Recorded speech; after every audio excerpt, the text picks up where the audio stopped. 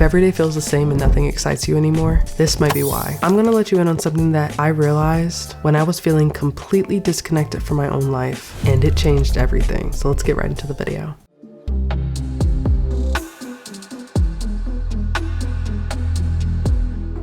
Do things you used to do. That's it, that's the video. But I'm gonna explain why that's important. I think as you grow older, especially as you get into your college, adult life, early 20s, headed into your 30s, like those are the years where like you are reinventing yourself so much that you don't even realize how much you're changing, but also how much things have become a part of you. So it's constantly like, who am I? What am I doing? What do I like? What do I like to do? Do I need a new hobby? Do I need a new activity? Like, what is it? And simply, you just need to remember what you used to do for fun. Things that positively impacted you. Don't do things that negatively impact your health. Don't smoke, don't drink, like for fun. Like sometimes you can go out, socially drink, that's fine, whatever, do your thing. But like typically if you're trying to build a really healthy lifestyle, see something different, become that person for yourself, it's going to involve some really strict discipline. But aside from that, drawing, dancing, singing, rollerblading, like I don't know what activities you used to do when you were in high school and college, but do them again. Not for money, not for social media, just for you. It's important that you do that because then you allow yourself to be creative and free flowing. And sometimes the best things can happen in moments when you go back to your roots. Reason number 2 is that mundane days equals no creativity. When you're only surviving, showing up to work, showing up to class, just kind of doing the bare minimum or just doing what's expected of you and nothing else or very little to nothing on most days, that creative spark is gone. Creativity is not just for artists either. It is a sign that you're alive. So if trampolining, like going to a trampoline park, or if you used to have a trampoline in your backyard and that's what you did to just feel like you were up in the clouds and just having the best time ever, find a trampoline park and go there once a month or once a week, depending on how bad you need it.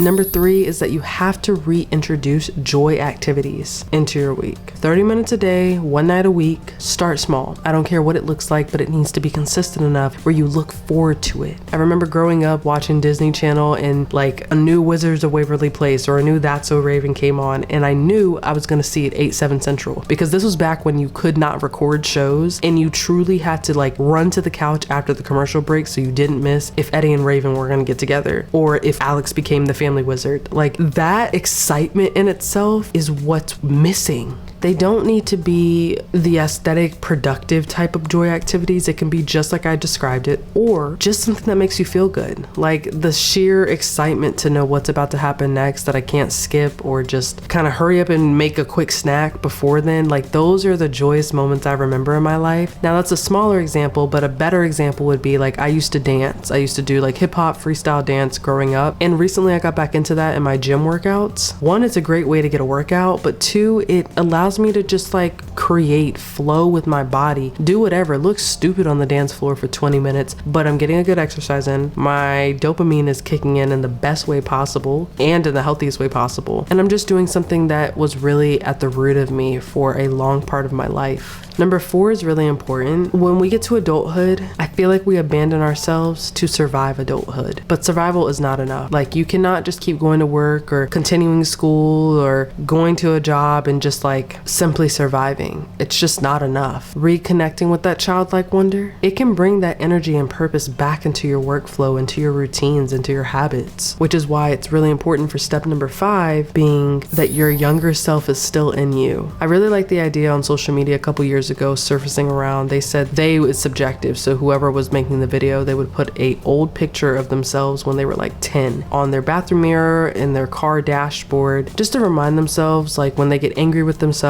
or when they're starting something new, when they want to remember a feeling, they look at an old version of themselves, a younger version of themselves, and realize this is who I'm talking to. And honestly, I think it's a great idea to keep things in perspective. The version of you that used to dance in the mirror, that used to just do all these fun activities is not gone. You just haven't visited them in a while, and that needs to change. Which brings me to point number 6 is that you are not too old or too busy. You make time for the things that you want. You don't always have to monetize the hobby. I know in social media and even now it can seem like everything that we showcase or do, it could be for a reason, and maybe it is. That's your business. But like it also cannot be, and that's okay. You don't need to be the best at something that is just providing an outlet for you. And I think we've gotten into such a culture where anything can make you money money, but all money ain't good money. Some things don't need to be money. It's because sometimes you just want to show up when you feel like you need it, and you can't do that with a job. You got to show up every day to get the income. You can't do that when you're building a business. You got to show up every day to keep getting the clients, all that. So sometimes you just need an outlet that allows you to do what you need to do when you need it. Number 7 is really important because that means doing what you love creates momentum. Momentum in your work life, your relationship, your individual, your relationship with God. It fuels and increases positively in your life when you start doing things again that cause you to keep making progress. Gym gets easier, work gets lighter, life just gets brighter as a whole because you're no longer just existing. You have to find areas in your life where every time you do something or you remind yourself of a thing you used to do or an activity that brings you true joy, that is helping you on a level that is just sometimes unexplainable. It's providing more confidence, higher self-esteem, just a better way to communicate with others. Maybe it's a community-driven activity. You have to understand that we are constantly evolving. And sometimes I think it's easy for us to forget that because we're so busy just trying to be present, or maybe sometimes looking too far into the future, which really is just the present at a later time. So honestly, that's kind of a myth. We're always just living in now. But doing something that creates momentum allows you to see that progress, and it allows you sometimes to slow down. And sometimes maybe you need that. Maybe those activities or that thing or that book or that topic or piece of knowledge that you start learning or doing again helps you realize you are making progress. And just because you're on social media and people show you the highlights does not mean that you're not making progress because you're not seeing it daily the way someone's posting daily. I, myself, as someone who creates social media content, show you what I want you to see. You don't see the nitty-gritty, the mundane, the hard days. I talk about them, but you won't always see them. And so it can honestly give a false perception that other people's lives are moving better than yours, and that's not true. It just means they could be managing it differently. Better in a way, again, also subjective. Better could just be they focus more on the good than the bad. Better could just be they have a higher source. So for me, Jesus Christ and me, we go like this. That is my Lord and Savior. And I know that on days where I cannot show up for myself, which is pretty much every day, days where it's really tough, I lean on Him as my source of strength. I get in my word, I start praying, I use praise and worship. It needs to be more of a consistent habit, but it is a thought. And so if I can just be transparent there, it's not always the first thing I think of. Sometimes I want to run to a friend, run to a family member when I don't need to. I need to write it down, word vomit, get it out on thoughts and paper, and then pray about it, and then see how life is responding to the way that I'm responding to the situation. Sometimes that momentum that you're creating is also allowing you to grow intellectually, mentally, emotionally, mature-wise. Like, it can just allow you to be in such a different space. And I think that can be really beautiful in the way that you are growing, because then you start seeing this is just a moment in time. All right, we can get through this. Which brings me to my last point. Make room for random joy. Watch your favorite movies growing up. That is honestly one of my favorite pastimes. I will watch a High School Musical trilogy in a heartbeat. I will watch Monte Carlo. I will watch really cool things that just made me feel something when I first experienced it, so much that I wanted to keep experiencing it over and over again because it just provided something in me that felt good. Bake cookies if you used to bake growing up or you've always wanted to learn how to. Crochet. Make content for fun. Who cares about the likes? Go to the bookstore. I love a good aesthetic more than the next person. I've got 5 books that I'm still on chapter 1, but the intention's there. So, doing more things like that just allow you to just see life in a different light. And sometimes that's all we need is a different perspective shift, because it's so easy for us to just be like, this is really boring. This sucks. And some days, 20% of the days, they may feel like that, but 80% of the days it's going to be like, this actually wasn't that bad. And I learned a lot about myself, and I feel different. And I know that this is just a season of my life and a moment in time. So I'm going to take it head on and know that God's the source of my strength, and I'm going to keep moving, keep moving.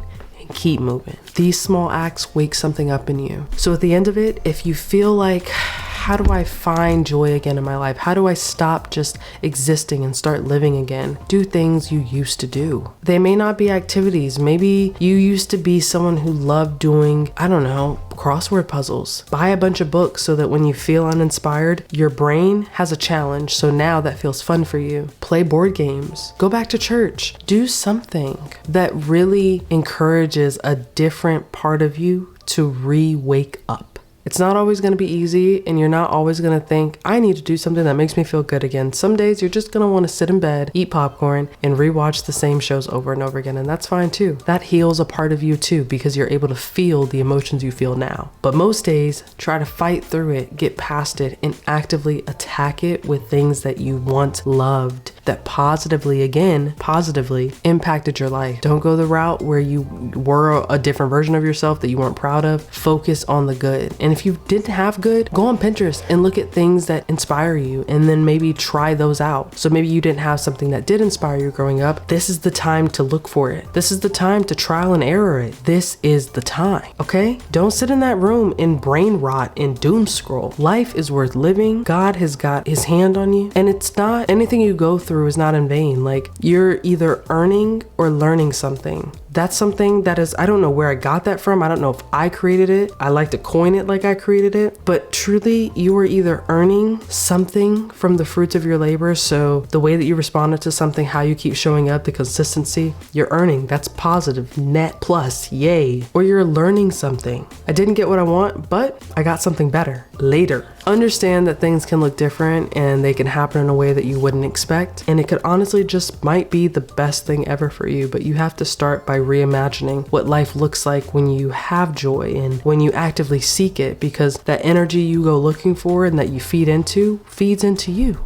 So start there. And if you stayed until this long in the video, leave this emoji so I know that you're a real one, and also so I know that you're seeing more with yourself, a lighter, brighter version of you. Like, it really is a mentality switch, and I didn't realize that until I actually did it, until I saw my victory and how that completely switched something in me to be like, it really is just continuing to power through. Because some seasons, I've heard you're always going to be in three places. One of the three places, you're either going through a storm, about to go through a storm, or coming out of a storm, which means it won't always look sunshines and rainbows. It won't always look gray and cloudy, but what you think about and how you perceive those moments is how they will continue happening to you and how you'll start viewing your life. And eventually that starts seeping into you internally and starts showing externally. So show up in a way that's positive, in a way that allows you to just be like, wow, I am so much better because this situation happened. Even if the enemy was preying on my downfall, God had the victory and I saw it through. Praise God. So take that with your upcoming week, with your upcoming moment that you have, with however you've been feeling lately, and hold on to that. Pray to see something different with your situation. Pray to see more. Pray for the discipline when the motivation runs out. Like, just continue to pray that things are always in alignment with where God's taking you in the best possible way. So I'll see you guys on the next episode of Party One Podcast.